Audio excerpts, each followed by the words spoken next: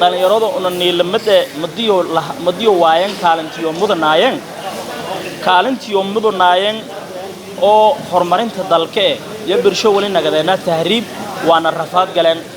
birshona wali ka beerana maandoori birshona wali ku qeyb nagadeena nabadgelyo darrada dalka taasna wali lagu baha kore dhalinyarada oo awoodlisi waaniyo la haadan doorka iyo dadaalada nabadgelyada la ka sugow inay qeyb ku nagadaan dhalinyaradii geeka dhirigi barwaaga dhalinyarada horseed bado oo ka dhimaninka jaree isku dhuum badaanana ambo dhata hiridana dhismada dawladeed